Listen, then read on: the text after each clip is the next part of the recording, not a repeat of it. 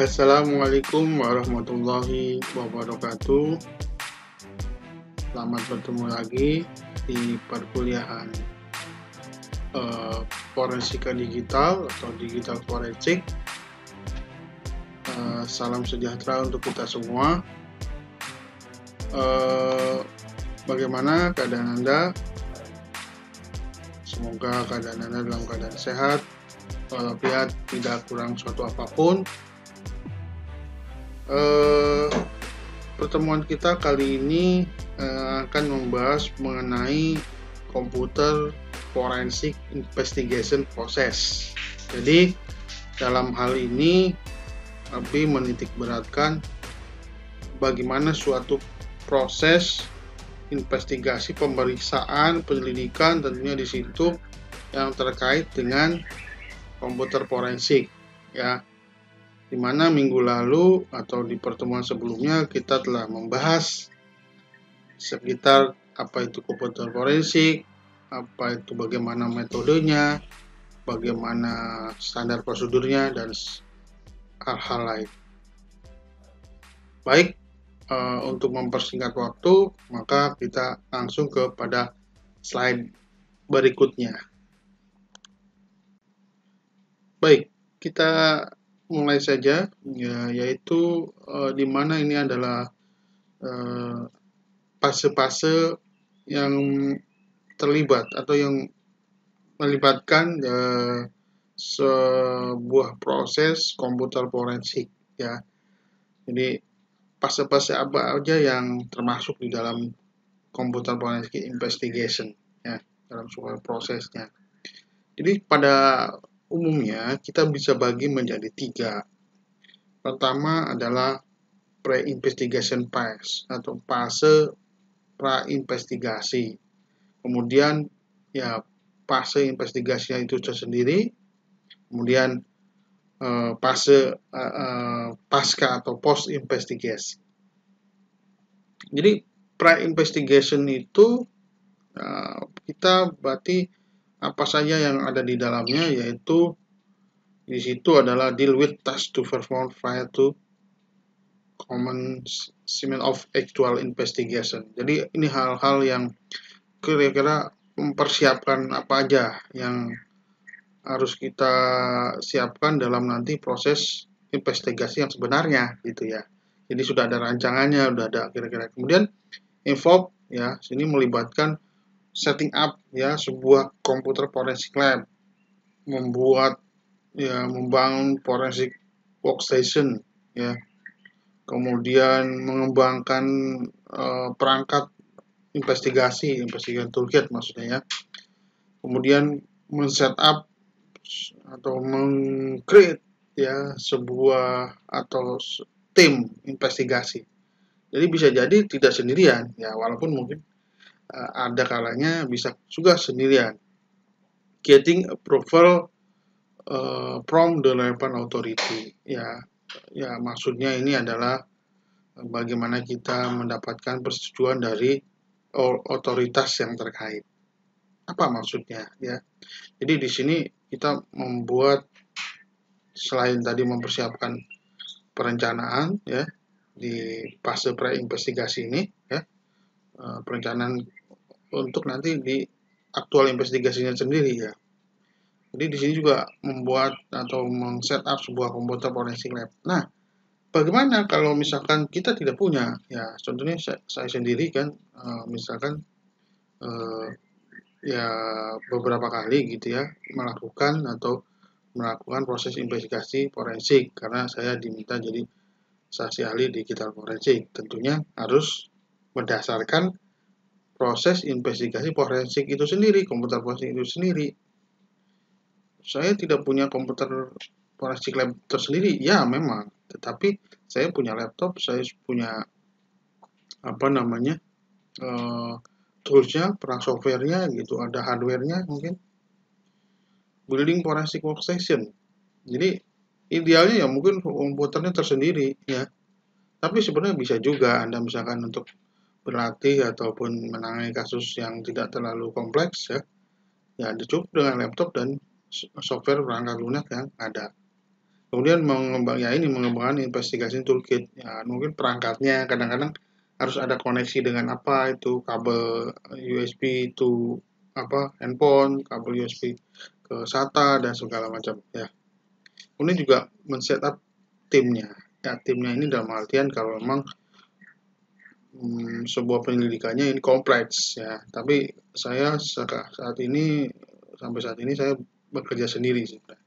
Kemudian getting approval from relevant authority. Nah ini nanti misalkan kalau kita mengambil barang atau apa barang bukti digital evidence, tentunya harus ada surat citanya. Nanti kita akan bahas di sesi tersendiri untuk hal itu ya. Kemudian masuk ke investigation phase ya, atau fase investigasi ya.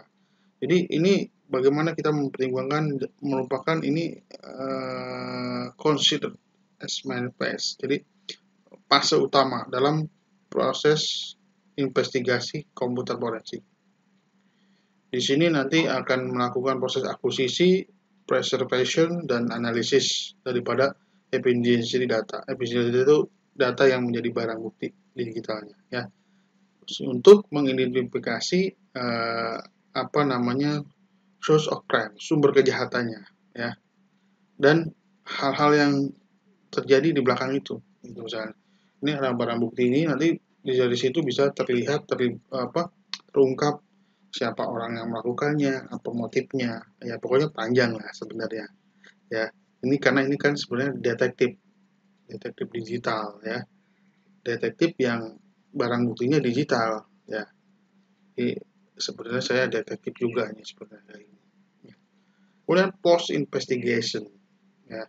Jadi ketika setelah selesai melakukan itu, Anda punya data-datanya, source of crime-nya seperti apa, hal-hal yang di belakang source of crime itu siapa, dan kemudian diduga motifnya seperti apa ya, baru kemudian masuk ke post investigation. Nah, di sini yang melakukan hal-hal dokumentasi, sebenarnya dokumentasinya itu bukan setelah investigasi sebenarnya, yang mulai dari awal pra investigasi juga itu sudah mulai dicatat. Anda dapat barang bukti dari siapa, mungkin dari polisi ya, tanggal berapa, jam berapa, siapa yang menyerahkan, itu mesti didokumentasikan, dicatat.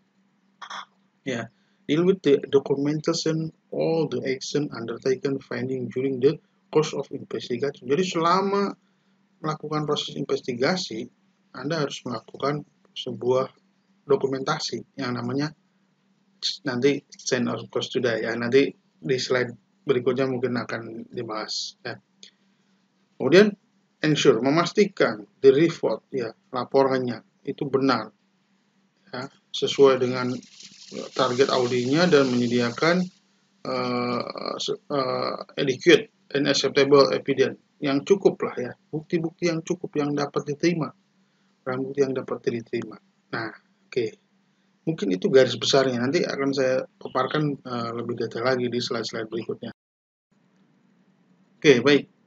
Ya, tadi merupakan sebenarnya secara globalnya aja ya, fase-fase tadi. Saya tidak ceritakan memang detail walaupun agak panjang tadi memang ya. Tapi yang akan saya detailkan memang setelah slide berikutnya. Itu tadi ada berapa fase dalam proses investigasi?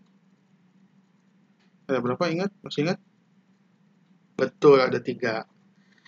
Pertama adalah pre-investigasi, investigasi, dan post investigasi. Baik, kita coba bahas yang pre-investigation dulu ya. Oke, baik. Nah, oke, seperti yang tadi saya kemukakan di slide sebelumnya, bahwa salah satu fase ya, kita harus menyiapkan yang namanya komputer forensik lab. Walaupun tadi saya bilang, Pak, bagaimana kalau saya tidak punya? Ya, kalau tidak punya misalkan sebuah ruangan seperti yang standar, ya mungkin nggak apa-apa. Itu pakai laptop Anda, tool Anda. Saya juga seperti itu, tidak mempunyai ruangan tersendiri, tetapi saya juga sudah memperhatikan beberapa standar-standar dalam penanganan atau proses forensik ya. Karena dalam forensik ini selain nanti prosedur juga harus benar. Walaupun hasilnya mungkin benar, ya dapat oh si ini tanggal segini mengcopy atau mengambil data ini ya. Tetapi ketika prosedurnya tidak benar, maka itu bisa jadi hasil analisis atau barang bukti yang Anda ungkapkan itu bisa tidak diterima oleh pengadilan atau penegak hukum ya, karena prosedurnya salah.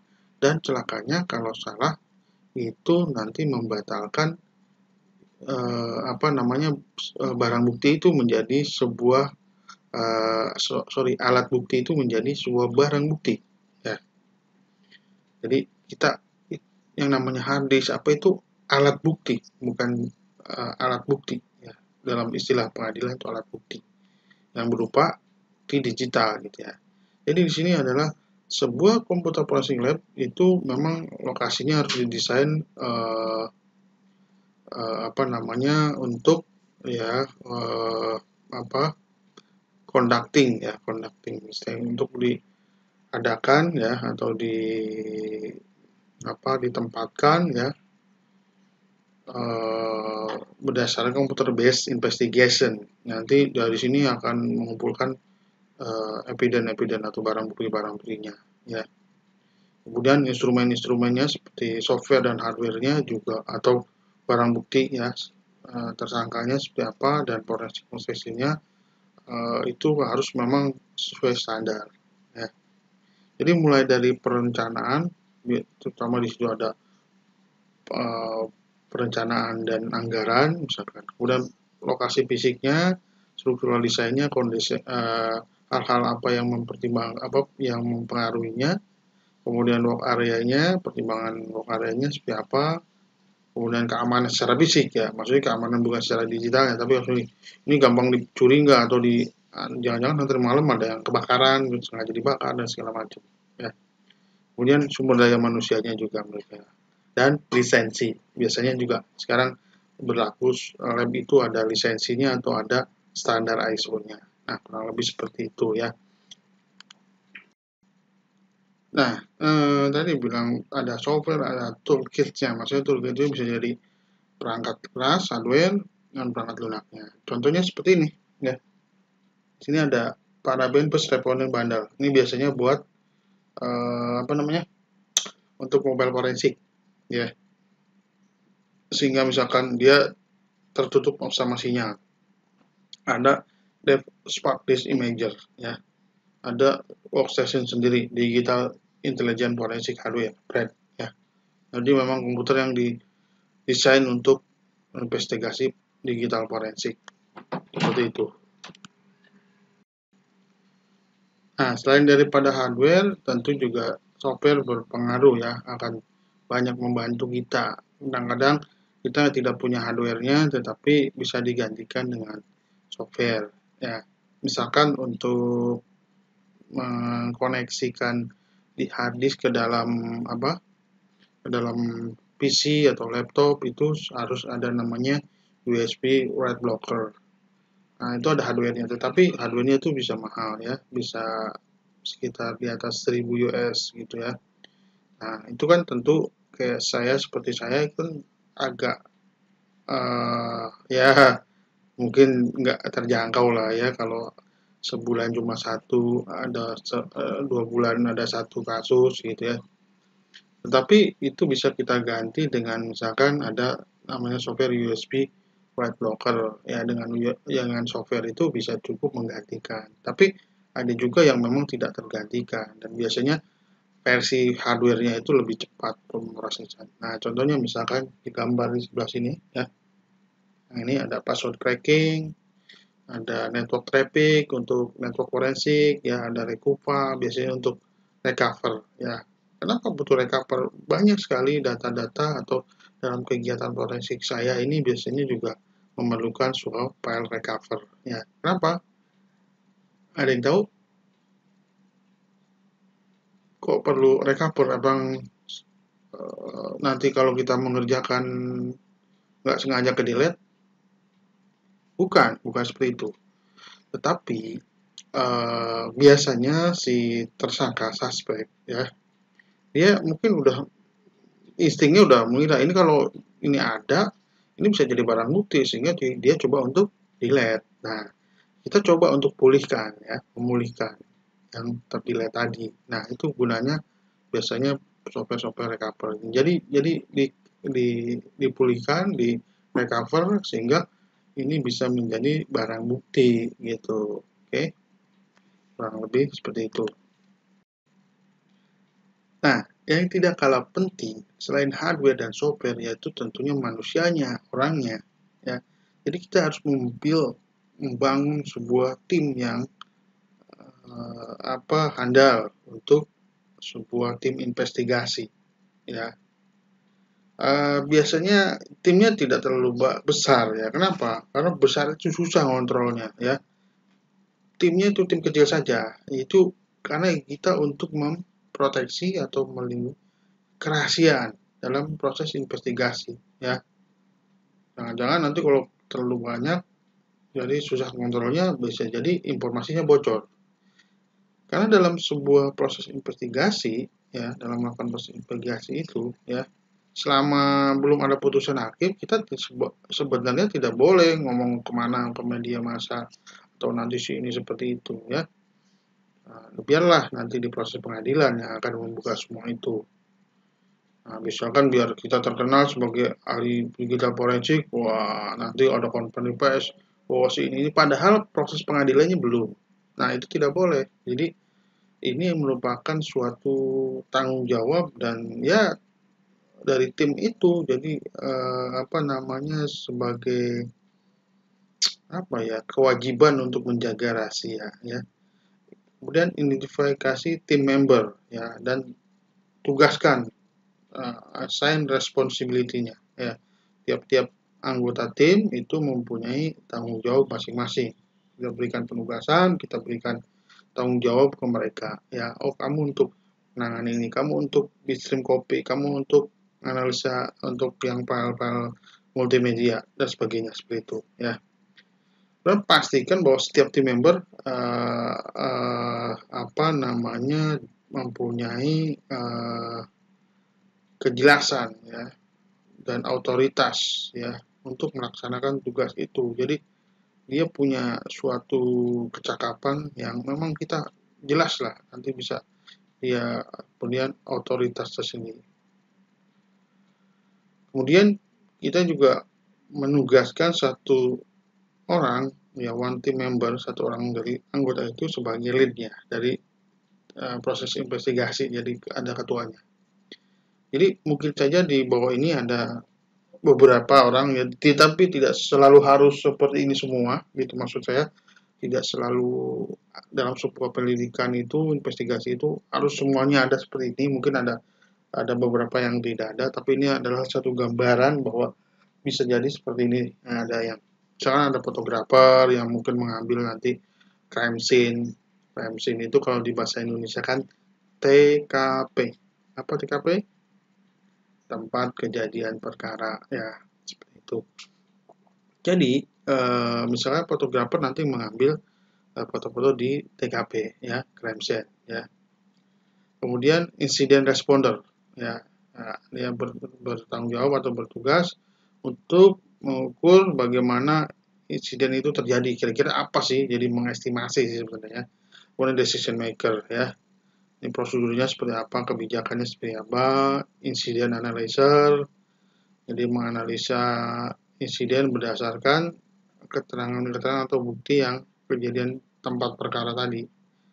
Evidence examiner investigation. Nah ini sebenarnya pasti harus ada nih kalau di digital forensik. Ya seperti saya ini sebenarnya lebih kepada evidence examiner atau investigator. Jadi saya nggak nanya ke sana sini, tapi yang diperiksa, dianalisa, dieksaminasi adalah digital evidence, misalnya hard disk ya. Kemudian evidence documenter. Ini bisa kalau sebuah tim yang besar ya, pekerjaannya lebih kompleks, dengan kasus-kasusnya besar, ini bisa jadi ada seorang sendiri yang ngurusin dokumentasinya karena penting. Kemudian ada evidence manager ya, dia mengatur, manage ya, sehingga bagaimana si evidence ini bisa admissible, jadi bisa diterima di court of law, itu pengadilan. Jadi kadang-kadang nanti ada barang bukti yang bisa tidak diterima Kenapa tidak diterima? Ya karena syarat-syaratnya tidak terpenuhi. Maka dalam komputer forensik itu yang pertama kali biasanya ditekankan atau dipelajari yaitu prosedur, proses seperti apa, seperti ini gitu ya. Jadi belum masalah teknis gimana Pak, menganalisa hadis segala macam, biasanya itu di belakang-belakangan materinya. Tapi ini yang lebih penting karena Anda kalau tidak tahu masalah proses seperti ini, prosedurnya, ya Anda bukan nanti jadi seorang digital forensic examiner, ya hanya tukang ngoprek biasa saja. Nah, itu. Nanti bedanya apa? Bedanya ininya, ya. Nah, bedanya ini. Evident witness. Jadi evident witness itu nanti yang bersaksi atau menjelaskan di pengadilan, ya.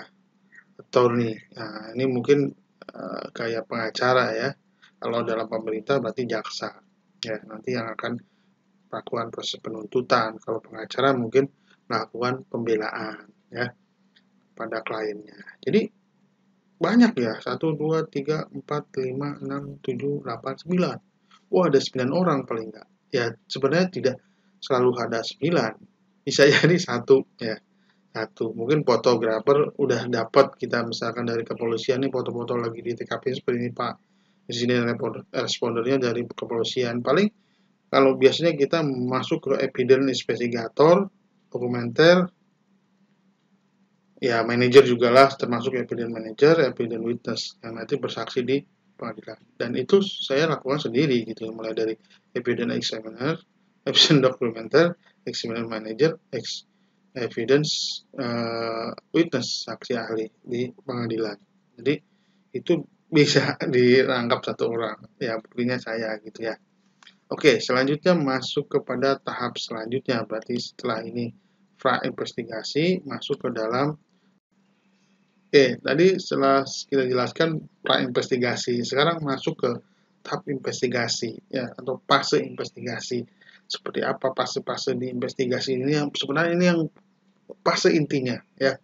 Oleh karena itu, saksikan penjelasan dari saya. Awas jangan ngantuk. Yang di sana, yang di sini tetap fokus pada penjelasan dari saya. Nah, baik. Kita akan menjelaskan secara lebih rinci fase proses investigasi ya. Jadi pertama kita masuk ke dalam examination atau investigation goal. Tujuannya apa ini? Kira-kira apa sih tujuan investigasi proses ini atau proses investigasi ini? Jadi, seorang investigator ya seperti saya itu harus mempunyai ide yang jelas tentang tujuan daripada proses eksaminasi ya yang akan dia lakukan ya. Dan seharusnya juga dia punya pengetahuan, technical understanding yang dalam ya mengenai bagaimana proses pengerjaan daripada yang akan dia lakukan atau yang akan dia eksaminasi maksud saya. Juga harus mempunyai kapabilitas ya, secara pendekatan yang sistematis ya untuk menguji atau mengeksaminasi barang bukti ya berdasarkan request atau perintah atau apa ya sampel atau ya mungkin ada requestan tersendiri dari jaksa atau aparat penegak hukum seperti polisi, Pak tolong dong misalkan diselidiki apa ada proses pengambilan data atau pengiriman email atau proses mengambil data tidak sah di PC atau workstation atau laptop ini misalkan. Apakah dia pernah mengirim email dari pada tanggal segini gitu ke si Anu gitu, si A ke si B misalkan. Nah, itu. Jadi itu sebuah request. Kemudian dari situ tujuan-tujuan itu kadang-kadang kita bisa membuat hipotesis. Jadi kalau saya biasanya diceritain dulu kasusnya seperti ini. Karena nggak mungkin juga tiba-tiba saya dikasih hard disk, tolong periksa ada apa aja sekarang di dalamnya. Itu akan lebih memusingkan bagi saya misalnya. Nah, biasanya itu saya suka diberikan suatu gambaran bahwa ini kasusnya seperti ini ke sini hubungannya. Nah, dari situ kadang-kadang saya juga berpikir bukan mereka-reka sih, ya artinya ya mungkin mereka tapi lebih kepada hipotesis karena ada suatu data awalan yang diberikan oleh misalnya polisi dalam hal ini penyidik ya. Jadi hipotesis formulation atau kriteria, ini bisa jadi seperti ini. Oh, bisa jadi seperti ini. Jadi if the client he ask you the question, nah, jadi sebuah pertanyaan, Pak, ada nggak atau ada nggak di sini tadi dia mengirimkan email ke email ini atau ke mana? Ya, Anda mesti membuat sebuah hipotesa sih ya, walaupun ini hipotesa ini masuk akal apa enggak, proof atau disprove gitu ya. Kemudian kalau memang kayaknya ini enggak, ternyata enggak, ya udah abaikan dulu, cari hipotesa-hipotesa lain ya. Jadi operating sistemnya apanya segala macam dimasukkan ke dalam situ. Atau kemudian the previous research, penelitian yang dulu seperti apa, penelitian yang dulu seperti apa untuk kasus seperti ini. Biasanya ada di mana nih file. Nah, memang itu membutuhkan suatu pengetahuan yang kompleks. Jadi tidak serta-merta Anda dengan kuliah ini sekali pertemuan langsung jadi seorang ahli investigasi ya atau ahli digital forensik. Itu ya mungkin Anda belajar terus kemudian bisa menerapkan pelan-pelan sepanjang berjalan waktu nanti Anda mempunyai knowledge, dan skill dan pengalaman ya. Sebuah pengalaman experience ya, itu yang akan menjadikan nanti ahli dalam digital forensik ya. Kemudian berdasarkan daripada pertimbangan-pertimbangan yang tadi ya, hipotesa dan segala macam, tentunya ini mungkin Anda kemudian akan melakukan suatu reasoning, alasan-alasan ini kayaknya gitu ya, mungkin masih kayak gitu, kayaknya mungkin ini mengirim karena mau ngasih suatu file informasi ke sini. Jadi sifatnya hipotesa, dugaan. Jadi memang kayaknya orangnya jadi suujonan ke orang gitu ya. Tapi itu yang harus dikembangkan di situ dalam proses investigasi ini. Kalau enggak semua dikatakan baik semua ya, kayaknya nggak mungkin dia ngirim-ngirim gini, dia nggak mungkin berbuat jahat. Ya kayak kalau berpikiran seperti itu dalam sebuah proses investigasi forensik ya nggak dapat ya. Ya walaupun nanti kalau di kehidupan nyatanya kita harus keluar dari konteks ini ya, karena kalau enggak dulu saya sempat pernah seperti itu juga ketika dengan teman yang lain gara-gara terlalu fokus pada penyelidikan seperti ini jadi semua orang dianggap sujon semua sama saya ya pikiran dan itu sebenarnya karena kebawa dalam proses ini ya. Jadi kita harus profesional ketika dalam menangani kasus ya boleh suujonan tapi ketika keluar dari kasus dengan masyarakat biasa dengan teman ya jangan suujonan juga gitu ya. Nah, contohnya untuk for given example of the Hebrews could be like ya di situ operating system instalasi Windows 10. Maka dia otomatis kalau yang operating systemnya misalkan ya di laptop atau komputer itu juga pakai Windows 10. Nah, Windows 10 itu kalau ngambil di Dropbox artifactnya pasti ada di program file ini. Nah, coba diselidiki di situnya. Nanti Mac bagaimana? Nanti Linux bagaimana? Nah, itu maksudnya ya. Dari situ bisa kita kemungkinan file ini ada yang gambar-gambar ini ada di mana. Nah, seperti itu ya. Nah, selanjutnya ya adalah bagaimana kita experimental design ya. Jadi tadi sudah memformulasikan kemungkinannya di mana, hipotesanya ya. Setelah kemudian memformulasikan hipotesa dugaan ya, kemudian memframe-nya berdasarkan mungkin kalau yang sudah ada pengalaman sebelumnya, pengalaman sebelumnya sepertinya mungkin ada di sini. Jadi baru kemungkinan ya. To frame an experience to test it. Jadi kemungkinannya seperti itu, maka saya akan coba tes atau uji di folder ini. Ada nggak? Setelah itu baru the test system should have environment like that of suspect machine to yield accurate result. Nah, baru kemudian setelah dieksaminasi ya, kemudian baru setelah dites baru kita bisa lihat keakuratan hasilnya. Apa benar ada nggak yang diperoleh atau ternyata tidak. Atau kalau semua tidak ada, bagaimana? Nah, kita harus curiga juga.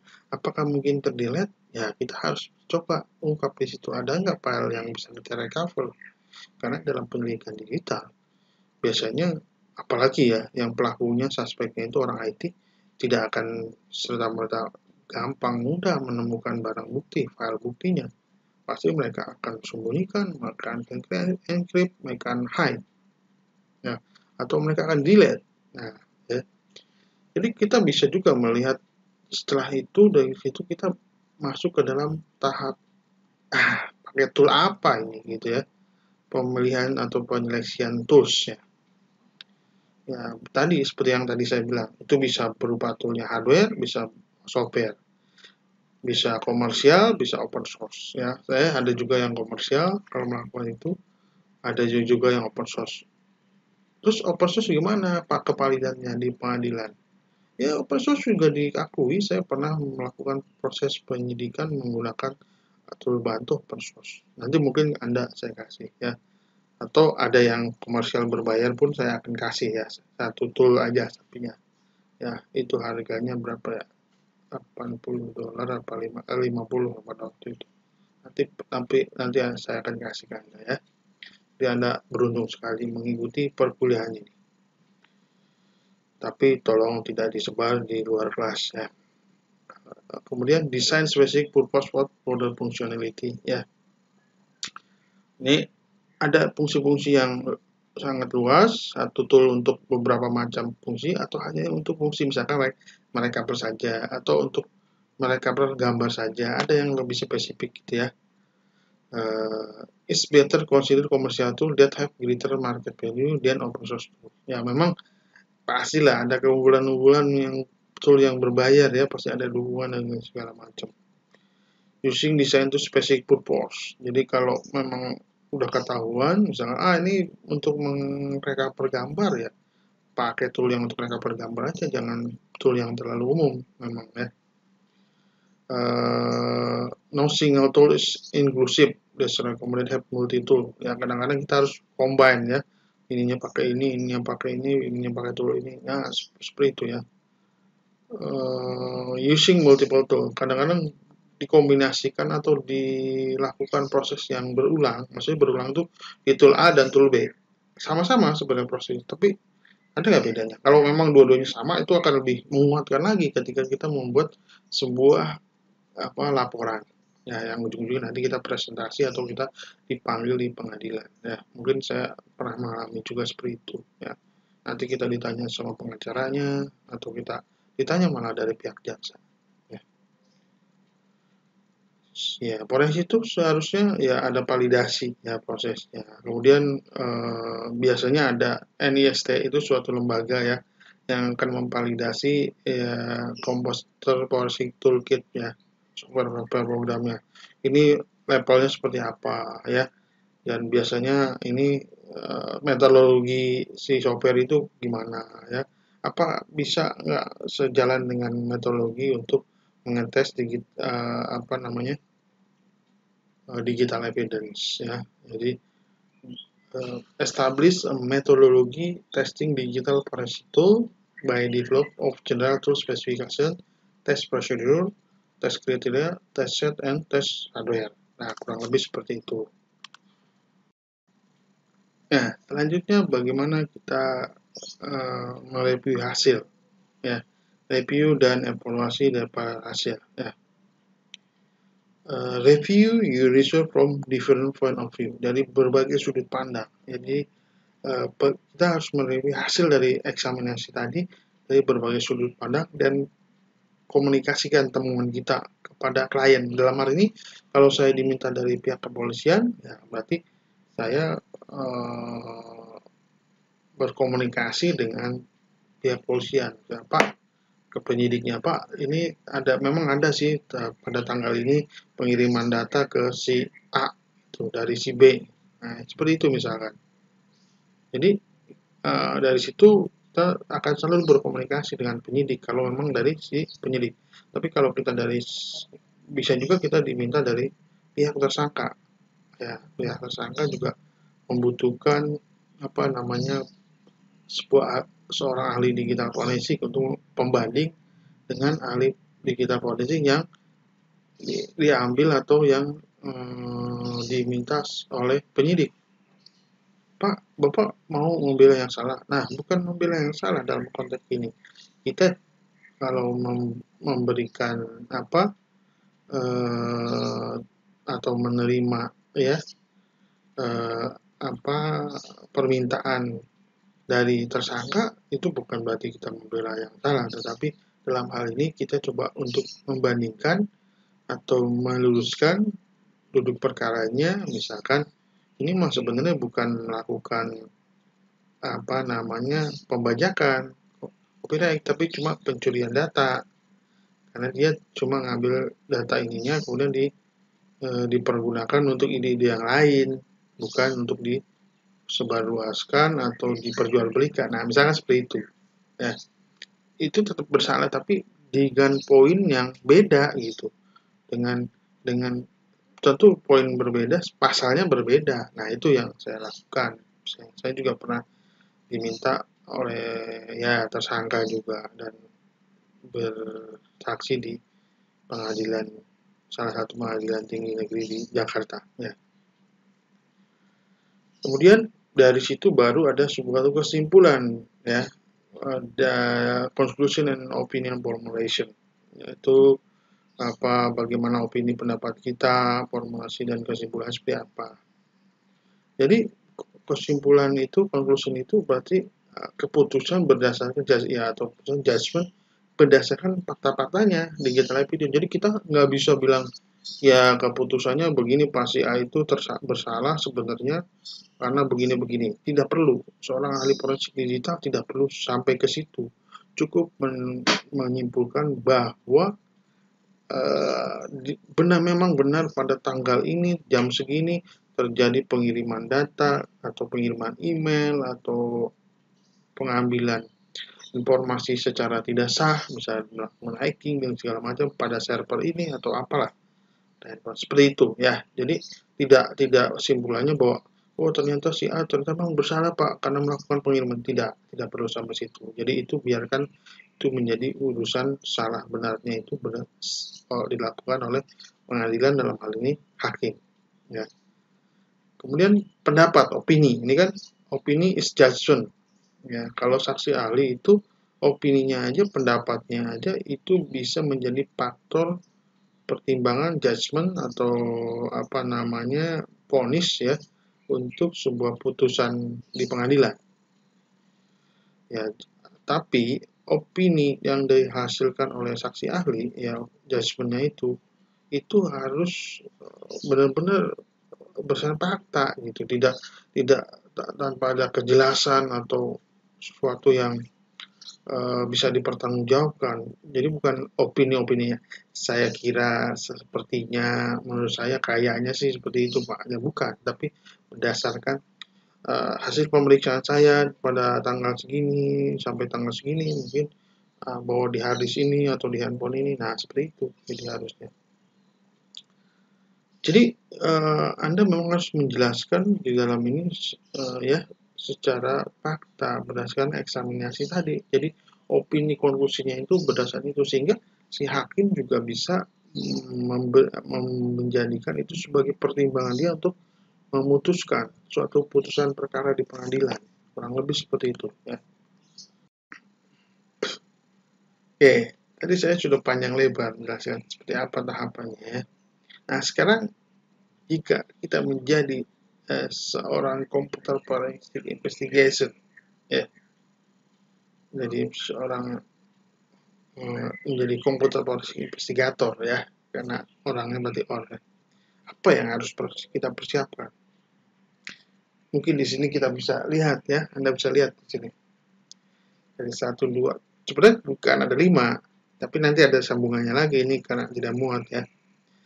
Jadi yang pertama, do not turn off the computer off or on.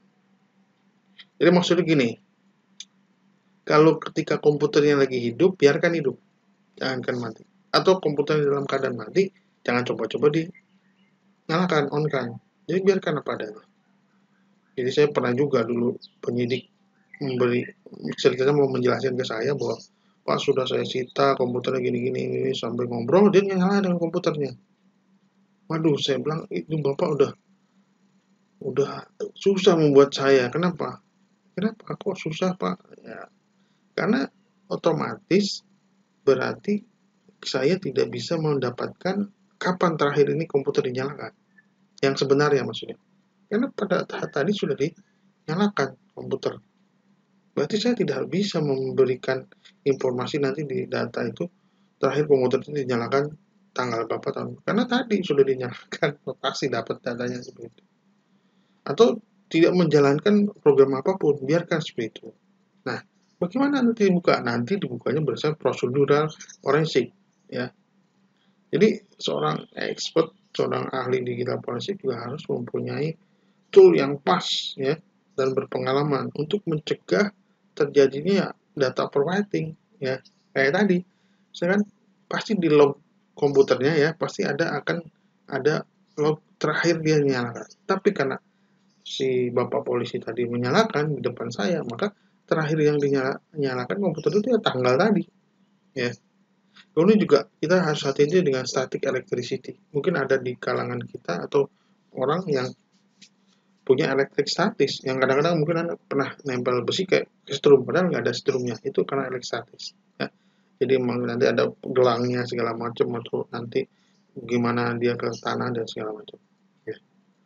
Kedua adalah secure any relevant media, including hard drive, cell phone, DVD, USB drive, dan segala macam. Ya.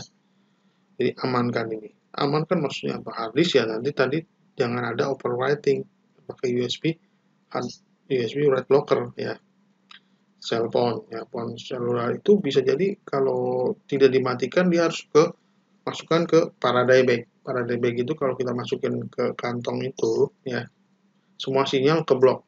Tapi handphonenya hidup.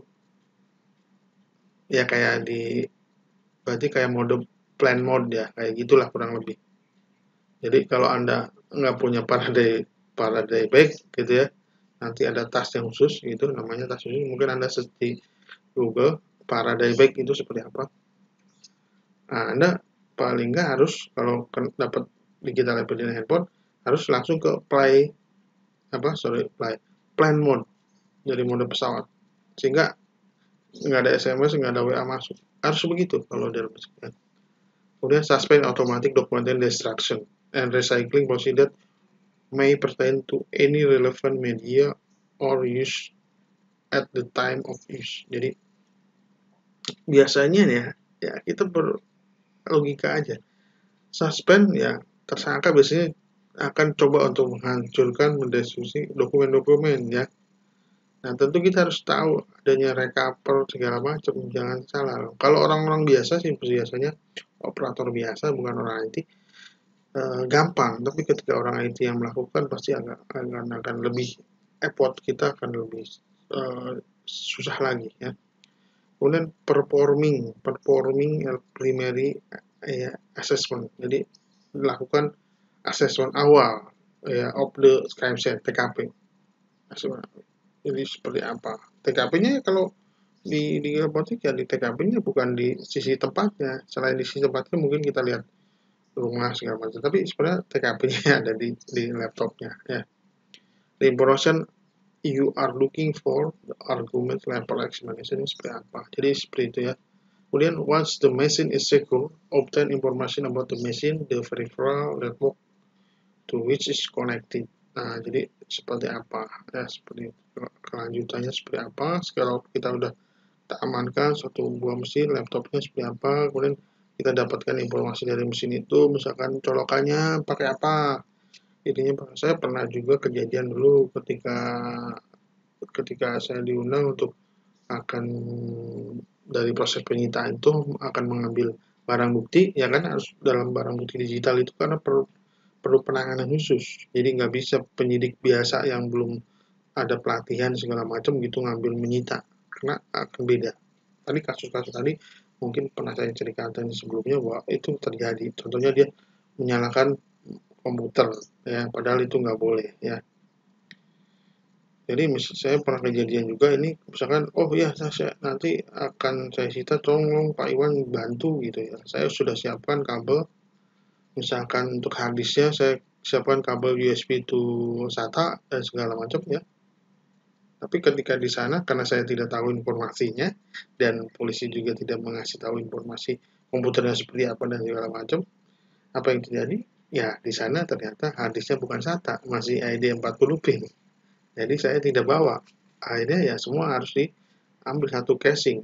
Setelah itu saya kembali ke rumah dan pada hari berikutnya saya membawa kabel yang harddisk yang 40 pin yang model lama. Nah itu, jadi maksud saya itu kita harus juga tahu seperti itu.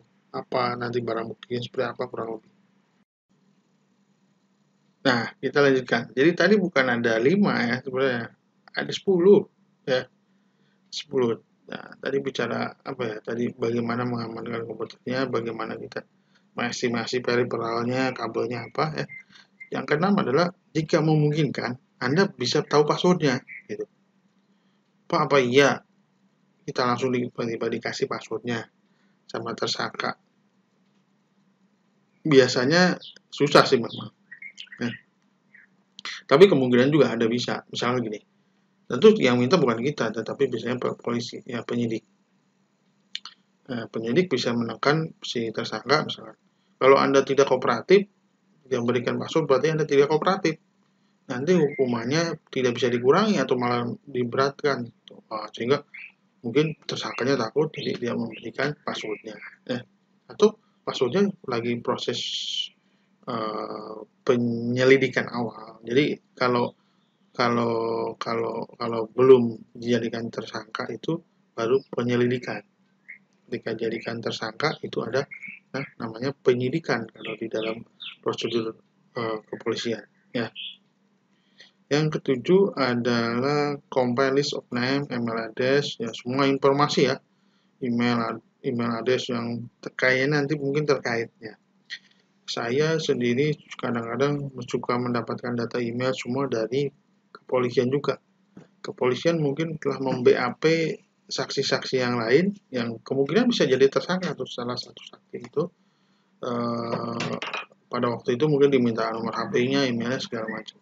Nah, itu kadang-kadang dalam pemeriksaan itu saya suka dikasih juga ya supaya mungkin ada kalau ada kaitannya bisa kita tindak lanjuti ya begitu. Kemudian 8, if computer access before the forensic expert enable secure mirror image. Nah, tadi ya, if computer access before the computer expert is able to secure ya. Jadi keburu tadi ya, jadi keburu apa namanya, keburu diakses sama orang lain sebelum ahli forensiknya datang, ya bisa jadi kita amankan jadi mirror image ya. Nah, nanti prosesnya seperti apa, kurang lebih akan saya jelaskan di slide-slide berikutnya ya. What file they access and when the access occur if possible. Jadi kita mungkin find out why the computer was. Jadi kemungkinan kenapa sih komputernya dinyalain. Ya. Pokoknya kayak detektif Conan lah ya.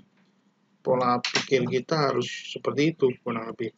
Kemudian chain of maintain ya 9 maintain of chain of custody.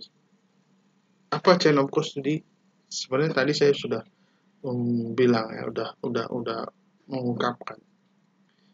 Apa? Ada yang ingat nggak tadi di slide sebelumnya? Tidak tertulis sih, tetapi saya sudah boleh.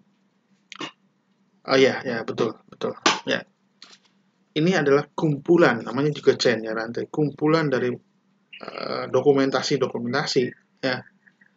Misalkan kapan Anda terima barang bukti, kapan Anda melakukan proses. Jadi sebenarnya ada logbooknya lah, kurang lebih seperti itu. Nah, ini chain of custody. Kapan saya menyerahkan kembali ke polisi juga itu harus dicatat. Ya. Jadi nanti itu historinya ada. Maintain a chain of custody for each piece of original media. Jadi media yang aslinya, ya, indicating where the media has been, who possession has been in, and the reason for that possession. Jadi kenapa dia dialihkan, kenapa diserah terimakan, kenapa dibalikan lagi. Nah itu yang dia. Kemudian create list of keyword frase you searching to relevant data. Misalnya ada password apa, karena mungkin password itu jadi kata kunci untuk di beberapa password yang lainnya, bisa jadi seperti itu ya. Oke. Baik, kita lanjutkan kembali. Tadi sebenarnya sudah kemukakan bahwa beberapa hal ya checklist lah ya untuk dalam proses tadi jadi investigator ya, sebuah checklist bagaimana seorang komputer forensic investigator dalam melakukan atau proses melakukan eksaminasi investigasi. Nah, sekarang ada yang namanya first responder. Jadi apa sih first responder itu? Ya, kalau di sini dibilangnya bahwa the term first responder refers to a person who first arrive at the crime scene and assesses the victim computer system once the incident has been reported.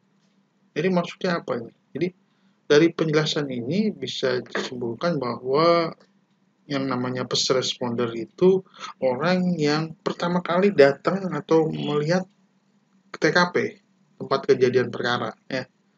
Crime scene itu bahasa Indonesianya gampangnya TKP, dan mengakses victim komputer ya, victim komputer korban atau komputer yang jadi sangka dalam proses kriminalisasi ini, proses kriminal ya, dan melaporkannya.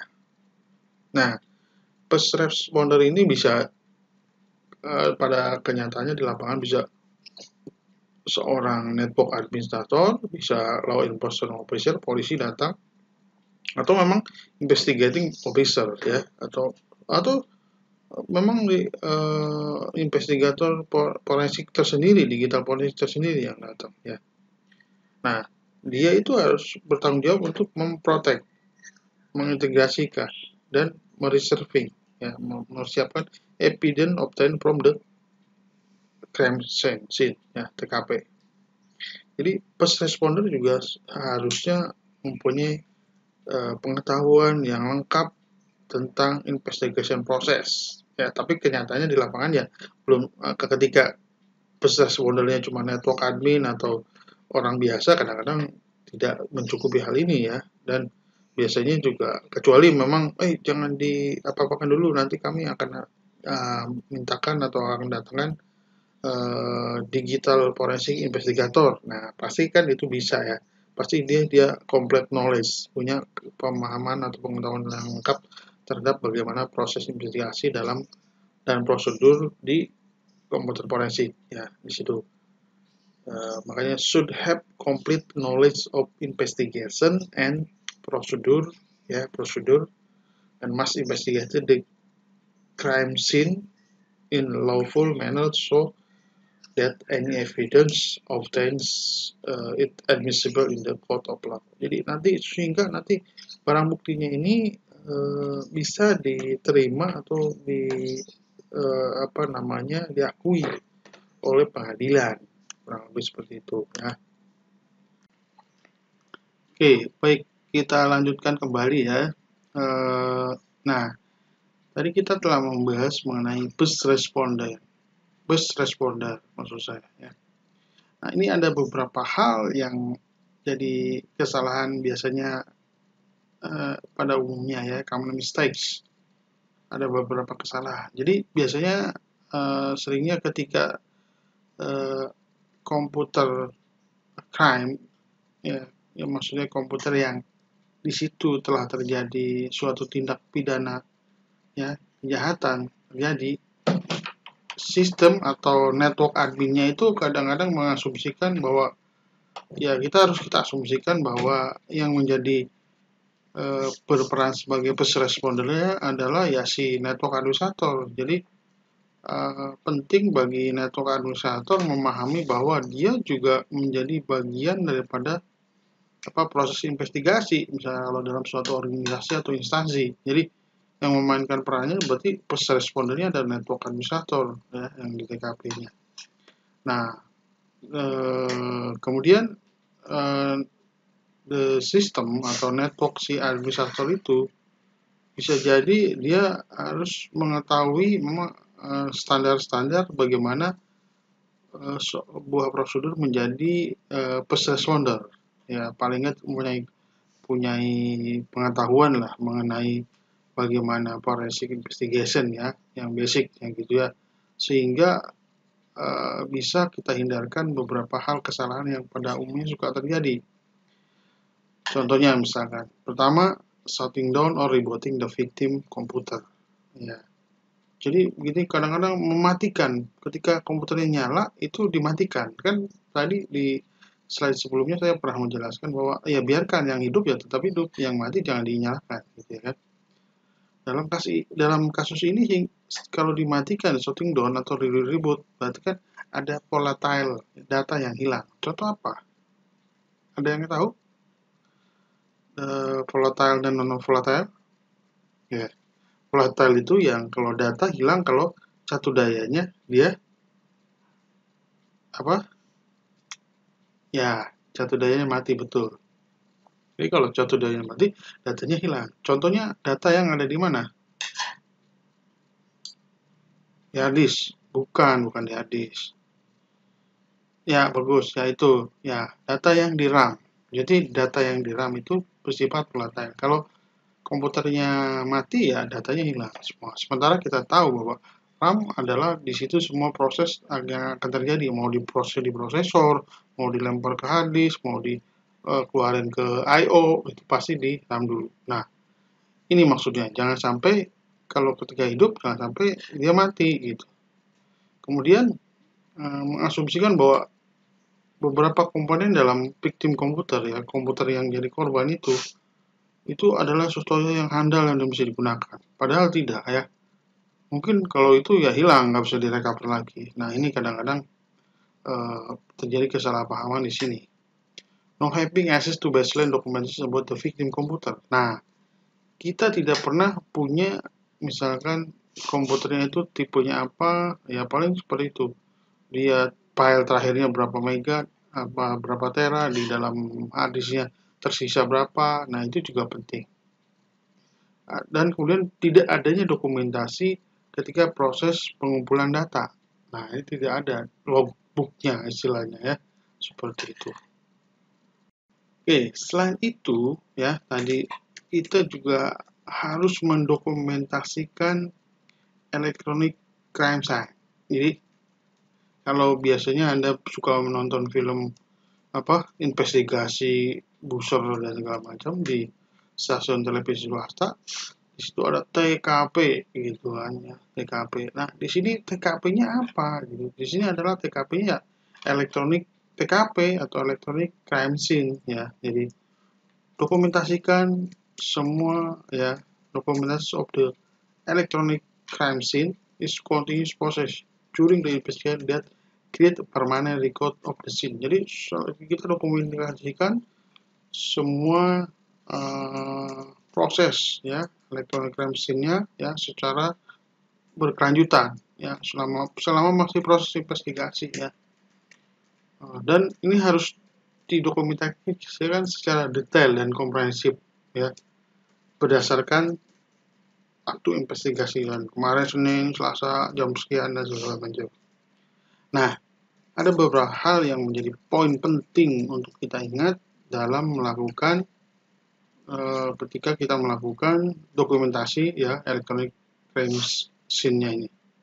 Pertama, dokumen the physical crime scene, noting the position of most of location of element for near the system. Ya, maksudnya ya kita lihatkan crime scene-nya, mungkin posisi mouse-nya, laptopnya lagi setengah nutup dan segala macam. Itu mungkin ada petunjuk-petunjuk dari situ. Kemudian dokumentasikan detail ya apapun yang berelasi ya atau yang sulit atau mungkin yang gampang untuk ditemukan ya elektronik komponennya. Oh, RAM segala macam. Oh, RAM-nya kok tiba-tiba kok nongol gitu kan. Atau hard disk-nya itu udah casing eksternal hard disk-nya casing-nya udah kebuka. Nah, seperti itu ya. record state of komputer, keadaan komputernya ya, digital storage-nya berapa megas, electronic device-nya ada apa, power statusnya, kemudian take a photograph di komputer monitor screen. Nah, jadi ketika itu nyala, Anda bisa foto ya. Jangan screenshot ya. Screenshot kan berarti dia harus menggunakan komputer itu, maka Anda sudah melakukan gangguan atau perubahan data terhadap crime scene-nya, TKP-nya gitu ya. Seperti itu. Oke. Nah, gambar ini di sini ya. Sebelah sini adalah merupakan checklist yang harus ya Anda cek ya, dan harus terkait dengan tadi crime scene checklist-nya. Seperti itu. Nah, gambar sebelah sini juga berupa witness statement checklist. Jadi maksudnya pernyataan-pernyataan dari saksi. Ini bukan saksi ahli ya, tetapi saksi yang maksudnya ada di tempat kejadian yang pada saat itu dekat dengan TKP gitu ya. Crime scene itu kan TKP ya. Baik, kita lanjutkan lagi materi kita ya. Jadi di sini adalah conducting preliminary interview. Jadi interview awal bagaimana kita menyelenggarakan atau melakukan interview awal. Ini untuk apa tujuannya? Ya, ketika first responder tadi yang pertama mungkin melihat atau di TKP ya kejadian seperti apa atau di barang bukti digital seperti apa. Nah, ini mungkin kita bisa mendapatkan informasi-informasi dari ya kalau kita dibilang saksi mata di tempat kejadian lah kalau secara konvensional ya, bukan digital forensik kan misalnya begitu ya. Jadi kita mengeliminasi orang ya, the person present at crime scene. Jadi orang-orang yang ada di TKP apa. Mungkin misalkan dia ada di suatu ruangan yang pertama kali melihat laptop itu terbuka atau ada laptop yang menjadikan barang bukti. Nah, siapa?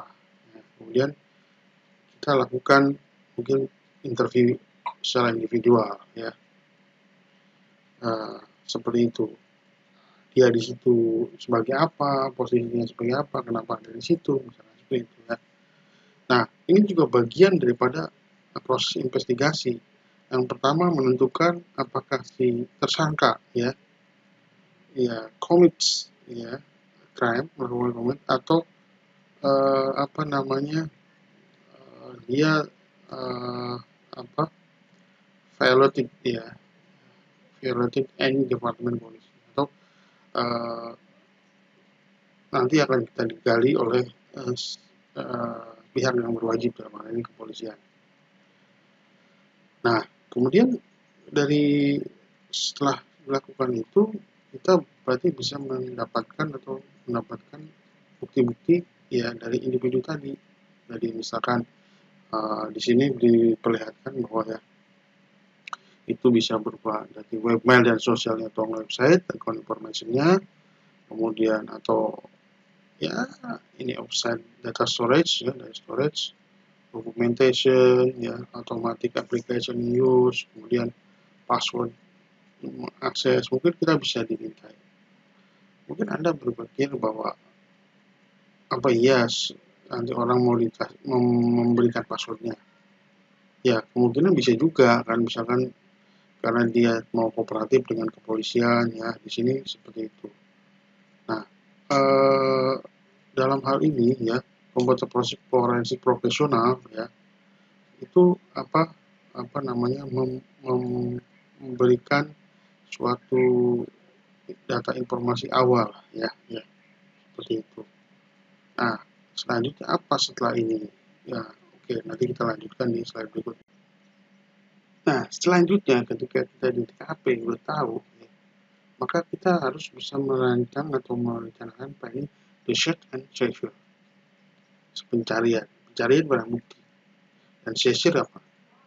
Seizure itu adalah kalau di dalam bahasa kita adalah seperti penyitaan barang bukti. Nah, ini harus dimengerti oleh komputer forensik profesional ya. Jadi jangan asal menyita. Karena nanti ini kaitannya dengan masalah hukum. Ya. Dari pertama, misalnya situ bisa mendefinisikan insidennya seperti apa. Kedua, ya incident manager, artinya yang kita ini kan tadi dealing with the incident, ya, case name, kasusnya apa, lokasinya di mana. Kemudian applicable jurisdiction and relevant legislation. Maksudnya apa ini? Wilayah yurisdiksi hukum mana yang ada di tempat kejadian dan relevan dengan tempat kejadian perkara TKP. Mungkin Anda bertanya, Pak, kan kalau di dalam dunia cyber itu batas-batas lokasi wilayah itu tidak bisa tergambar dengan jelas atau tidak tergambar dengan pasti. Ini di Jawa Barat, ini di Depok, ini di Jakarta. Oke, memang betul ya. Tapi misalkan laptopnya itu pada saat itu ada di mana, gitu ya. Atau yang dirugikan siapa? Nah, ini penting kenapa? Karena nanti pelimpahan perkaranya ke mana? Ke kejaksaan mana gitu ya. Karena nggak bisa misalnya begini ya.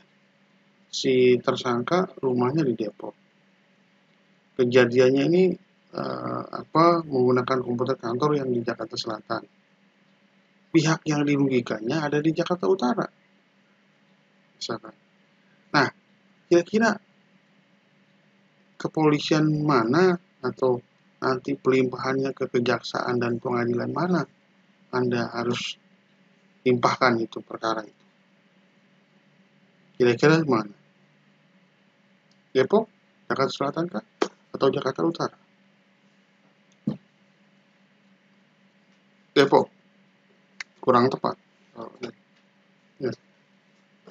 Ya betul, yang tepat adalah Jakarta Selatan. Dalam hal itu mungkin Polres Jakarta Selatan, atau kalau mau lebih besar di Polda Metro Jaya, ya. Tapi yang jelas nanti pelimpahan tuntutannya, kasusnya itu harus dilimpahkan ke Kejaksaan Negeri Jakarta Selatan. Atau nanti pengadilannya adalah Pengadilan Negeri Jakarta Selatan. Dalam hal ini kalau belum pindah ya di Jalan Ampera itu. Nah, kebetulan saya pernah juga ya bersaksi sebagai digital forensik, ya, ahli dalam digital forensik. Nah, itu dia akan melihat lokasi kejadiannya. Jadi yurisdiksi mana yang berhak. Karena kalau tidak tepat, nanti ini jadi celah untuk pengacara tersangka meminta untuk dibatalkan pengadilan. Misalkan daerah yurisdiksi tidak tepat, maka dia akan minta kepada hakim bahwa yang mulia, mohon dengan hormat bahwa karena kasus ini TKP-nya berada di Jakarta Selatan, misalkan ini dilimpahkan di Pengadilan Negeri Depok, maka kami tidak setuju atau keberatan yang mulia bila Pengadilan Negeri Depok ini yang menangani perkara ini atau memutuskan perkara ini. Nah, itu kadang-kadang bisa dikabulkan hanya gara-gara lokasinya tidak tepat. Ya. Jadi 6 di situ ada location of the equipment to be seized. Nah, ini jadi kemudian struktur, tipe dan ukuran filenya, terus di mana komputer dilokasikan, ya, di lantai berapa. Nah, nanti berarti kita tidak sembarangan menyita. Jadi siapa yang berhak menyita? Nah, biasanya yang menyita adalah polisi. Tetapi nanti harus ada surat dari siapa? Nanti saya akan jelaskan di slide berikutnya ya. Oke, kita lanjutkan kembali slide yang baru ini ya. Jadi selanjutnya adalah bagaimana mendetailkan apa yang di seizure, apa yang mau disita. Misalkan harddisk yang model apa, berapa tera atau berapa giga, device-nya, numbernya dicatat tuh serialnya di situ ya. Kemudian apakah komputernya atau laptopnya terhubung dengan network? Kalau sekarang sih rata-rata terhubung semua ya. Bagaimana si administrator sistemnya kooperatif tidak gitu ya. Itu hal-hal lain. Nah, Kemudian nanti apa saja yang harus setelah dilakukan perencanaan seperti ini, implementasinya seperti apa. Nah, kita bahas di slide berikutnya. Baik, kita lanjutkan lagi. Saya tadi sempat menyinggung masalah bagaimana kita memperoleh atau ketika kita akan melakukan penyitaan terhadap digital evidence, apakah kita bebas itu menyita begitu saja. Nah, ini penting karena kalau tidak mengerti atau tidak tahu tentang hal ini, aturan ini, maka Anda bisa jadi terkena atau malah dikenakan pasal, atau ketika tersangkanya mengetahui hal ini, maka Anda bisa diajukan ke pra-peradilan. Jadi pihak kepolisian kalau sudah tidak benar juga menghadapi atau menentukan perkara, maka akan menjadikan dia diajukan ke pra-peradilan. Jadi tadinya ceritanya Anda mau membantu kepolisian, malah Anda bisa diajukan ke pengadilan atau pra-peradilan sebenarnya. Nah, ini obtain sesuaran. Jadi sesuaran itu surat penyitaan. Jadi kalau di Indonesia itu surat penyitaan. Mungkin makanya saya mengajar mata kuliah ini karena saya bisa berimprovisasi dengan yang ada di Indonesianya, dan saya bisa memadukan antara materi yang dari konsil dengan yang terjadi di Indonesia. Jadi sesuaran itu written order used by judge, the direct law enforcement officer to search for particular piece of evidence a particular location. Jadi ini sebuah surat perintah yang dikeluarkan oleh seorang hakim. Nah, jadi surat penyitaan ini harus dikeluarkan oleh hakim, dalam hal ini kalau di Indonesia adalah ketua pengadilan negeri setempat. Misalkan tadi TKP atau kejadiannya ada di Depok, kalau yang tadi kasusnya ada di Jakarta Selatan misalnya, ya tetap itu surat penyitaan terhadap barang bukti digital itu harus dilakukan atau harus mendapat surat sita dari ketua pengadilan negeri Jakarta Selatan kalau kasusnya di Jakarta Selatan ya. Jadi seperti itu. Tanpa itu misalkan surat dari Kapolda pun tidak berlaku, atau surat dari Kapolri sekalipun. Jadi misalkan ada polisi yang ke rumah saya misalnya, dia mau menyita misalkan hard disk saya karena misalkan ya itu jadi barang bukti digital, misalkan tindak pidana tertentu misalnya, maka saya boleh menolak ketika mana surat penyitaannya. Ada ini Pak, kami dari Polda Metro Jaya, surat penyitaan barang bukti dari pimpinan kami Kapolda. Nah, maka saya bisa berhak, saya tidak mau, atau saya bisa menolak. Karena kenapa? Menolakkan dari polisi.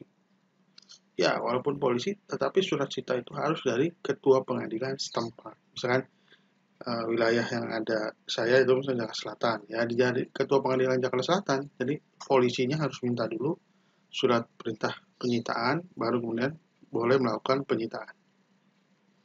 Nah, kalau di Indonesia seperti itu ya. Mungkin di materi ini yang sebelah sini ada beberapa hal yang berbeda ya. Jadi Anda bisa melihat di sini ya. If agent remote the system from the promise to conduct the search, should the return the computer system or copy says data to its owner user before trial.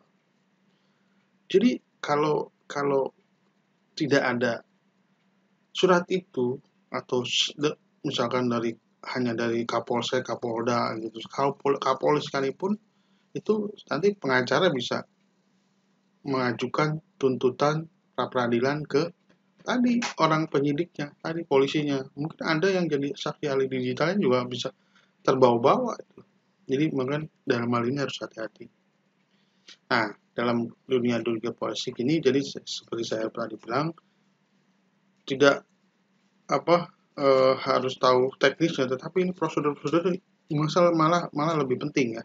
dibandingkan hal-hal teknis. Anda bisa bitstream copy hard disk, Anda bisa merecover ini dan segala macam. Nah, kalau ini tidak betul, maka Anda bisa tetap kena pra peradilan juga, gitu ya. Nah, bagaimana bila search atau pencarian dan seizure without warrants? Maksudnya pengambilan, pencarian, penyitaan tanpa ada tadi surat sita dari pengadilan. Bisa nggak? Menurut Anda bisa nggak? Tidak bisa? Bisa juga? Atau gimana? Ya, sebenarnya ada hal-hal tertentu yang membolehkan. Contohnya apa? Misalkan gini. Mungkin kalau di slide yang sebelah sini ya. Sebelah sini, tulis itu di ini dijelaskan when destruction of evidence is imminent, warrantless seizure of the evidence is justified. If there is probable cause to believe that the item seized constitutes evidence of criminal activity. United States. Nah, David, nah ini karena ini contoh-contoh yang di Wisconsin itu berdasarkan sistem hukum di Amerika. Nah, kalau saya menjelaskannya bisa berimprovisasi dengan hukum di Indonesia seperti apa. Jadi saya simpelnya aja ya.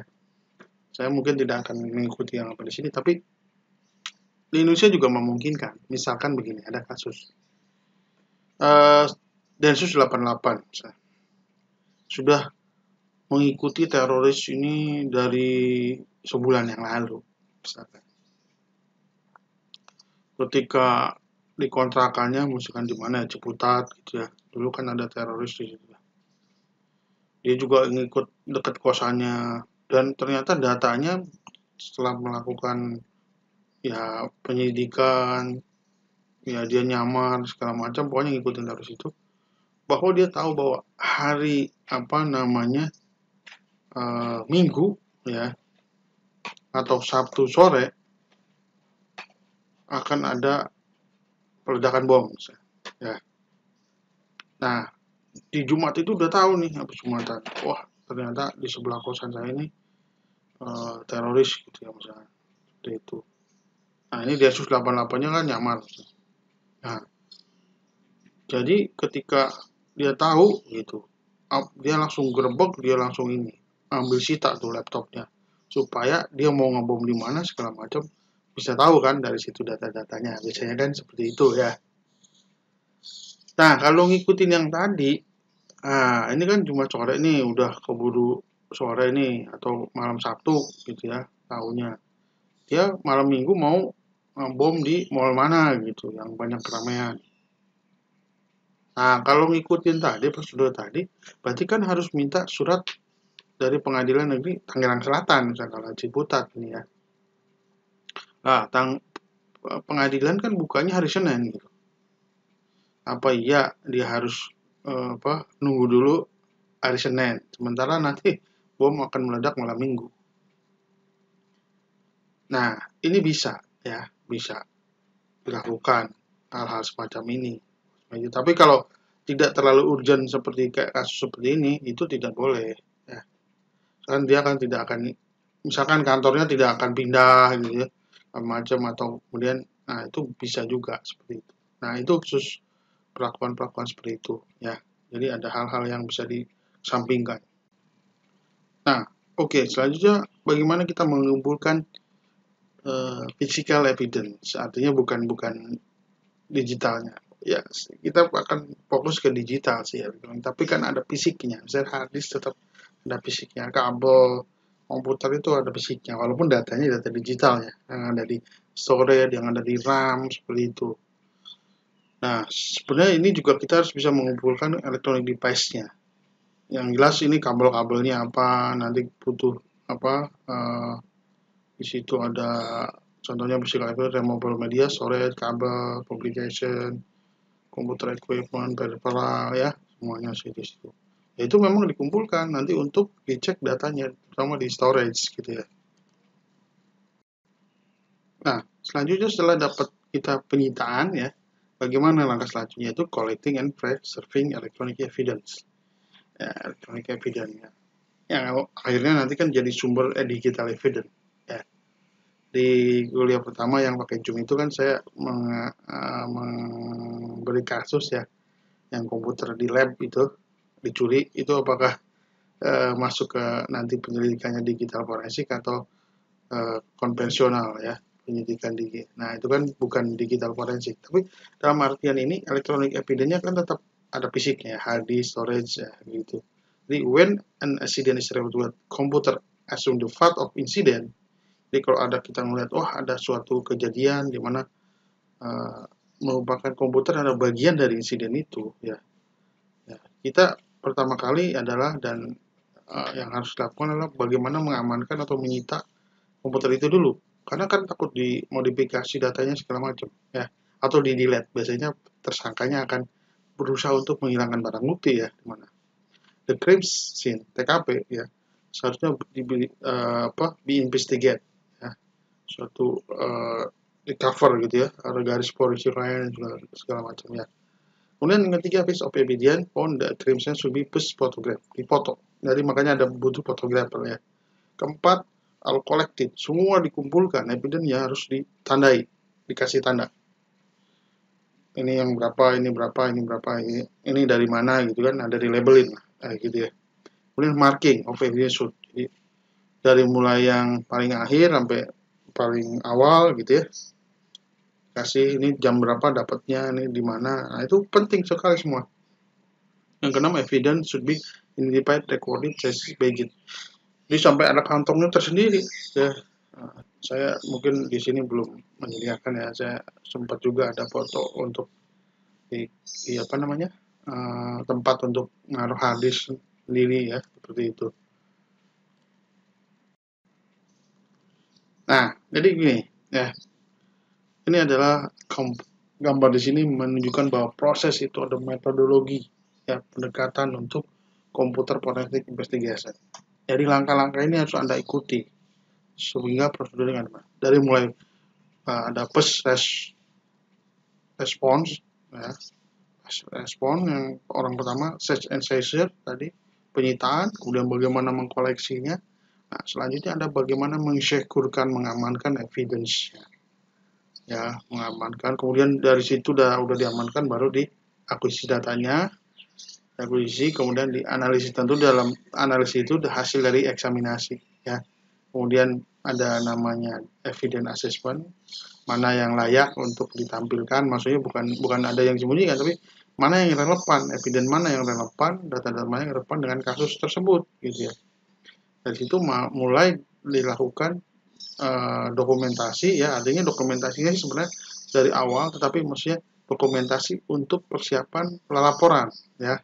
Kemudian terakhir adalah testify as witness. Jadi nanti kita akan dipanggil atas nama mungkin jaksa atau juga bisa dari tersangka ya, atas undangan dari pengacaranya, pembelanya, penasihat hukumnya di pengadilan dan bersaksi. Dan itu biasanya nanti yang akan didengarkan oleh hakim ya. Ya, kebetulan saya juga udah pernah seperti itu ya. Jadi dalam hal mendokumentasi reporting juga saya udah pernah juga gitu ya. Nanti di pertemuan-pertemuan terakhir mungkin nanti akan kita bahas bagaimana reporting yang untuk dalam kasus forensik ini ya.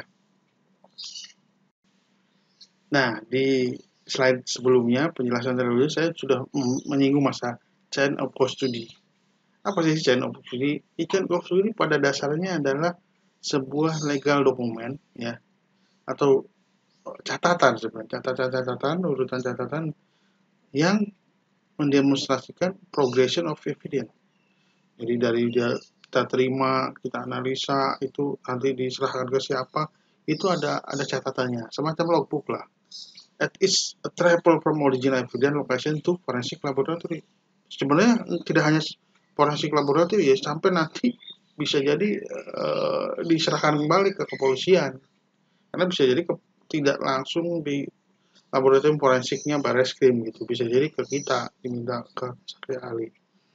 Nah, fungsinya untuk apa? Ya, yaitu untuk mengatur berbagai koleksi ya, menangani ya, evidence-nya, menyimpan, mengetes, ya, semua hal-hal itu ya.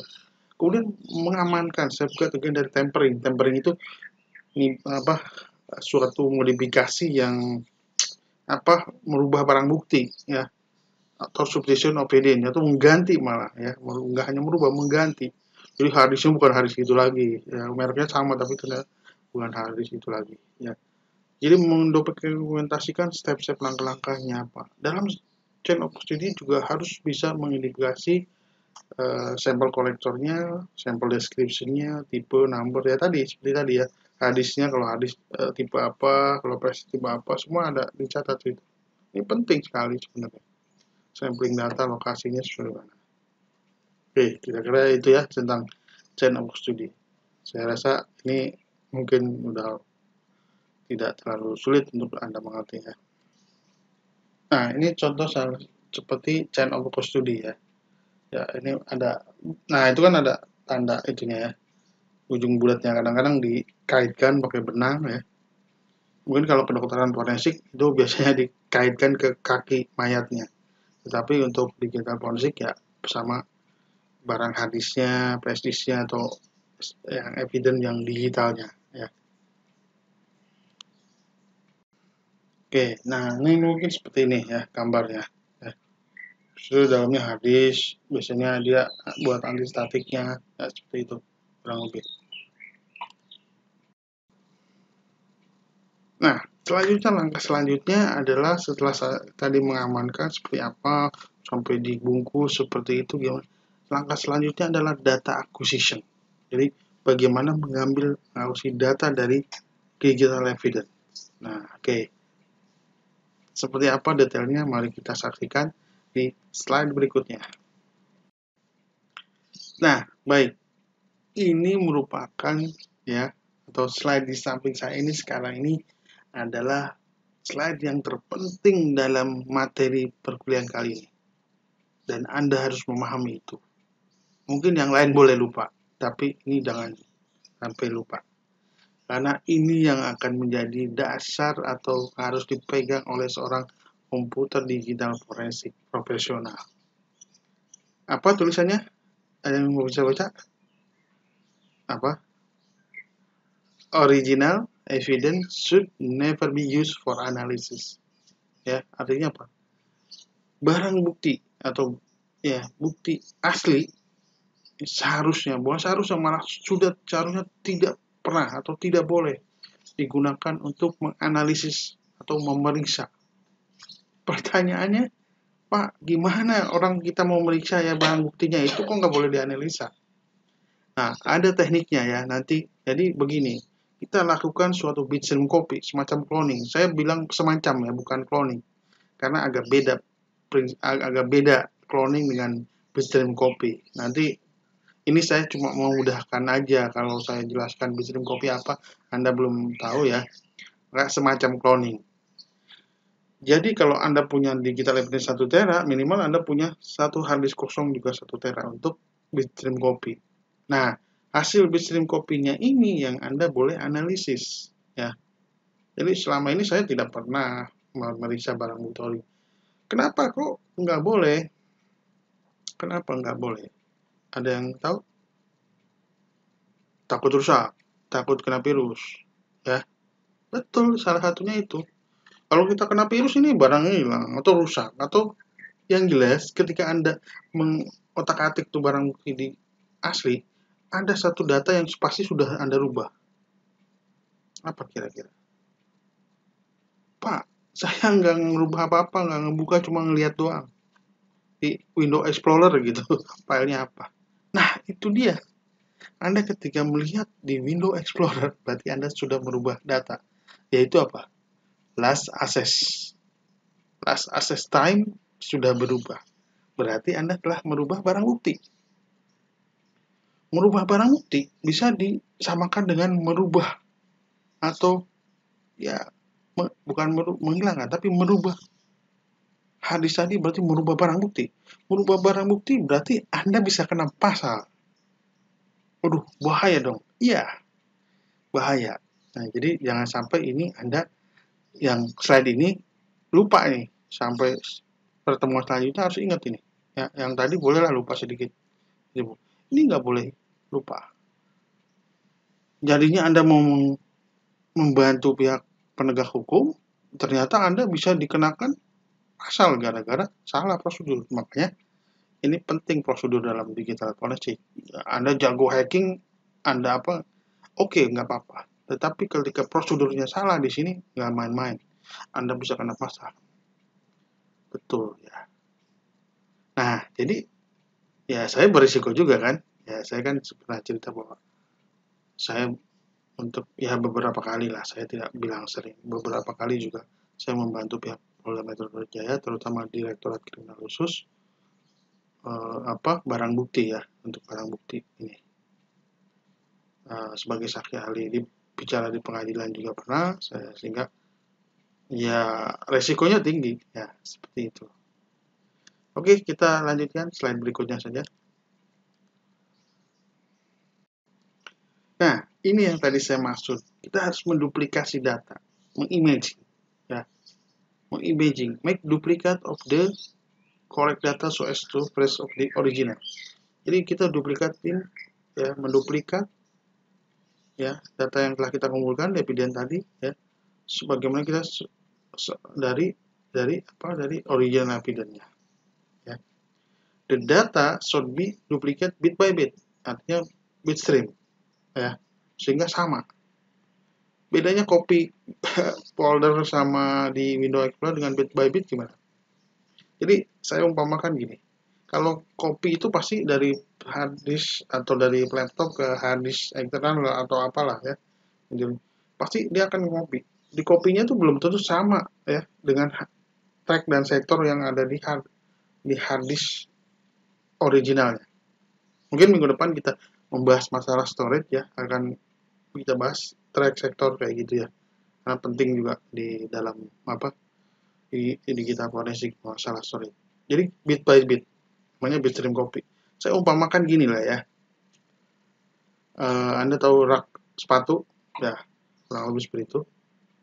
Jadi kalau bit by bit itu tadinya di rak paling atas kiri, kalau kita kopikan ke harddisk yang baru itu akan adanya di rak atas juga paling kiri. Artinya sektor dan tracknya akan sama dengan harddisk yang sebelum yang original. Tapi kalau copy folder biasa kayak di Windows itu belum tentu kayak gitu. Pokoknya yang ada yang kosong dia kasih. Nah, ini harus dilakukan bit by bit. Jadi saya tadi bilang semacam cloning ya bit by bit, tapi bukan cloning karena cloning tidak sama juga walaupun bit track dan sektornya sama, tetapi hidden filenya juga kalau di cloning itu nggak keambil. Tapi yang bit by bit ini nanti ada software khusus itu keambil. Tiga, use industry standard or licensed hardware or software tool to duplicate the data. Nah ini ya, software tool. Jadi kalau kita nggak punya hardware-nya, saya sendiri tidak punya, tetapi saya bukannya akan pakai software tool. Nanti kan saya akan lihat membuat juga materi untuk praktek ini ya, tutorialnya, yang Anda nanti harus ikutin juga. Kemudian, once a copy of original data is made, is prepared, you can use copy for further processing. Jadi gini, setelah kita copy ya bit by bit, nanti Anda harus memverifikasinya sehingga hasil copy dan original sama ya. Pakai apa? Anda mungkin pernah pakai ya. Hashing ya, MD ya. Hashing MD25 gitu ya. Yang biasanya Anda buat password gitu ya. Ini nanti kita gunakan hashing code-nya. Karena hashing code-nya sama pasti ininya sama. Oke? Nah, kita harus memverifikasi image hasil bit by bit copy itu tadi dengan ngecek integritasnya. Dengan apa? Ya, calculate hash value-nya. Toolnya bisa pakai hashcode, ya, MD escalator, hashing my pass. Jadi kalau sama berarti udah boleh atau udah bisa untuk dilanjutkan untuk Anies. Tapi kalau beda, coba ulangi lagi gitu ya, terus coba sampai dia. Kalau nggak beda terus ya berarti Anda tidak bisa melanjutkan ke proses selanjutnya. Jangan dipaksain dokternya. Nah, ini contohnya ya, single calculator. Jadi Anda cek dua source. Kalau sama verify, berarti bisa dilanjutkan.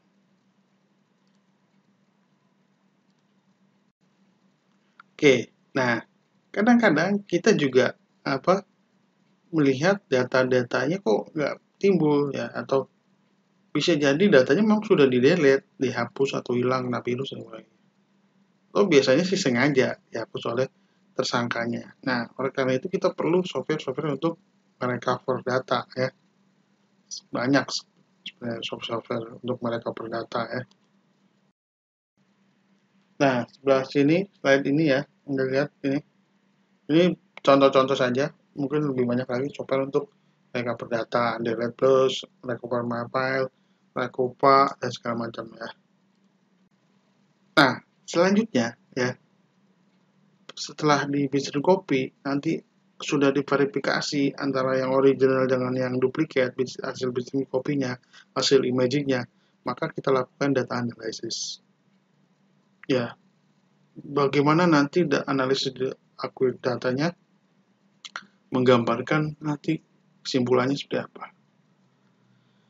Jadi scope kasusnya juga kita harus batasi untuk apa, dan di dalam fase ini biasanya fase menganalisis filenya, tanggal, mulai dari tanggal, waktu, file creation, file modification, user associate ya, with file creation kapan.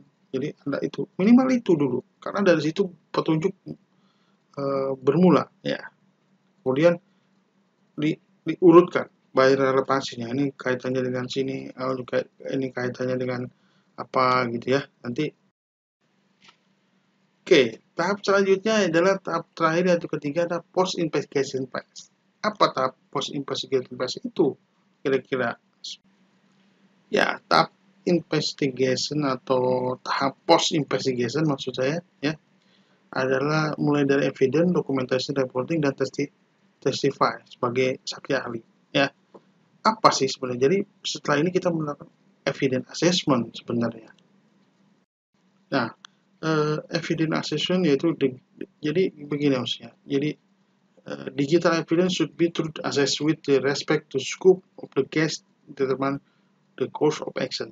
Jadi dari situ kita bisa mengetahui nanti kan kerelevanan evidence ini ya, sehingga akan lanjut ke dalam conduct assessment review by sesuarans ya, jadi penyitaannya atau hal-hal lainnya secara administratifnya ya, legal authorization-nya seperti apa, bisa enggak detail kasusnya ya, hardware softwarenya, kemudian akuisisinya seperti apa. Nah, ini yang akan kita lakukan assessment testnya.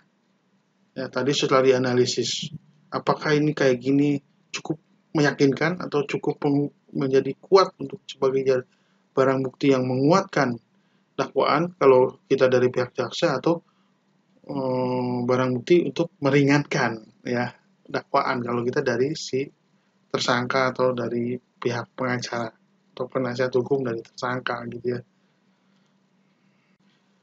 Nah, baik. Ini faktor sebenarnya hampir di setiap fase ya, tapi kita ulangi lagi, kita perjelas lagi, kita tekankan lagi, yaitu di mana dokumentasi dalam tiap-tiap fase, dari mulai mengakses data, akhir data, sampai analisis, ini perlu semua didokumentasikan. Jadi yang mau tertarik di bidang digital forensik ya harus nggak bosan-bosannya dengan dokumentasi gitu ya. Tahap selanjutnya setelah terkoordinasi, maka kita menulis laporan investigasi ya, bagaimana sehingga kalau akan itu sebagai berkas ya, penyerta untuk misalkan jaksa yang akan melakukan tuntutan di pengadilan. Berkas ini misalkan dari penyidik kepolisian dikumpulkan dari pihak ahli digital forensik, juga digabungkan dengan laporan penyidikannya, nanti apa sudah cukup, apa P21 istilahnya, ke kejaksaan dilimpahkan, maka kejaksaan akan mengajukan atau mendaftarkan dakwaan tuntutan ke pengadilan, kasusnya ke pengadilan. Mungkin di sini saya tidak akan sampai detail ya, ini hanya sekitar globalnya saja, karena nanti untuk masalah writing investigation report akan kita jelaskan dalam satu sesi kuliah tersendiri di pertemuan terakhir lah, kurang lebih seperti itu ya. Nah, selanjutnya adalah testify and expert witness. Jadi ya nanti bersaksi sebagai saksi ahli ya di dalam di pengadilan ya, kurang lebih seperti itu. Seperti apa nanti prosesnya seperti apa mungkin akan didetailkan, sama juga tadi dengan. Nah, ini jadi bersaksi, bisa jadi bersaksi itu di tahap penyidikan di kepolisian, nanti mungkin di tahap penuntutan oleh jaksa juga, penyusunan penuntutan juga kita bisa diminta keterangan, mungkin ada kata-kata atau hal-hal yang kurang jelas, maka bisa kita diundang oleh jaksa, mulai dari penyidik di kepolisian ya, sampai terakhir nanti di pengadilan, court of law. Itu bersaksi di depan hakim. Jadi pendapat kita, opini kita juga akan menjadi pertimbangan oleh majelis hakim. Jadi familiar with usual procedure ya, jadi prosedurnya sudah tetap, udah tahu sebagai saksi ahli ya. Kemudian biasanya kalau kita dari pihak jaksa, maka jaksa atau ini akan mengenalkan kita. Kalau dari pihak tersangka juga pengacara atau penasihat hukumnya akan memperkenalkan. Oke, saya rasa tadi saya sudah cukup panjang lebar, ini mungkin hampir 100 menit ya, menjelaskan bagaimana komputer forensik investigasi komputer atau digital forensik seperti apa prosesnya ya. Karena ini penting sekali sebelum Anda masuk ke hal teknis seperti apa bitstream copy, bagaimana caranya mengrecover data segala macam seperti itu. Ini penting sekali ya, karena saya rasa saya sudah menjelaskan secara panjang lebar lebih dari 100 menit ini ya. Saya kira cukup sekian. Mungkin nanti Anda adakan tutorial dan kuis-kuis ya untuk menanggapi materi kita. Saya kira saya cukupkan sekian. Wassalamualaikum warahmatullahi wabarakatuh.